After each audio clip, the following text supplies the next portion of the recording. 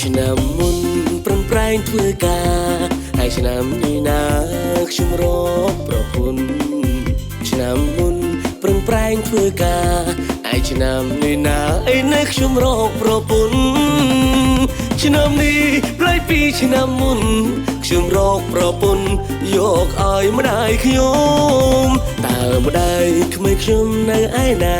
តើគាត់អ្នកក្រងឬក៏អ្នកចំការ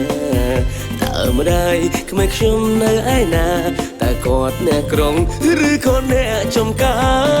រចង់អញ្ជើញម្ដាយក្មេងម្ដាយខ្ញុំ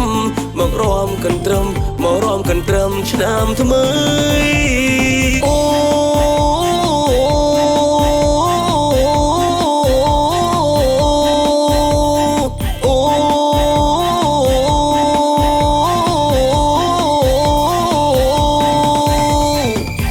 ចូលឆ្នាំថ្មីបងប្អូនប្រុសស្រីជុំរំជុំគ្នាខ្ញុំសូមជម្រាបសួរកុំអាចរៀបលាព្រោះខ្ញុំរងាអត់គូយូរហើយសូមឆ្នាំនេះខ្ញុំមិនចាំឆ្នាំក្រោយហើយបីគូខ្ញុំយូរម្លេះលោកហើយអ៊ំហើយអ៊ំសូមអ៊ំអនន្តដល់ខ្ញុំដោយសារតែខ្ញុំជាកូនអ្នកស្រែមិនសូវបញ្ញាហើយក៏គ្មានលុយទៅនួយដូចគេសង្ឃឹមថាអ៊ំនឹងយល់ចិត្តខ្ញុំអ៊ំហើយអ៊ំខ្ញុំតាមមើលកូនអ៊ំ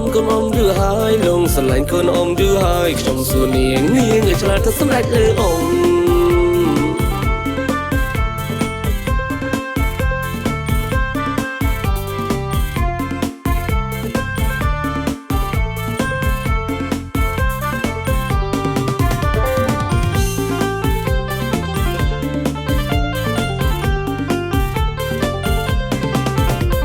ម្ដាយក្មេងខ្ញុំនៅឯណា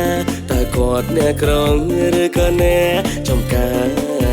តើម្ដាយក្មេងខ្ញុំនៅឯណាតើគាត់អ្នកក្រងឬក៏អ្នកចំការចង់អញ្ជើញម្ដាយក្មេងម្ដាយខ្ញុំមករំកន្ទ្រឹមឆ្នាំថ្មីអូ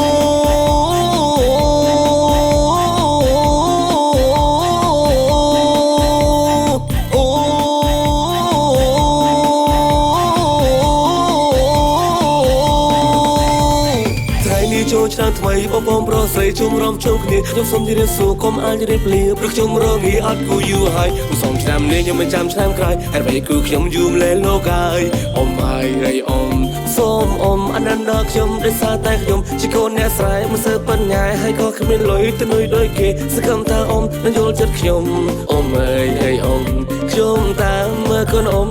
យូរហើយលងស្រឡាញ់កូនអ៊ំយូរហើយខ្ញុំសួរនាងឲ្យឆ្លើយទៅសម្រេចលើអ៊ំ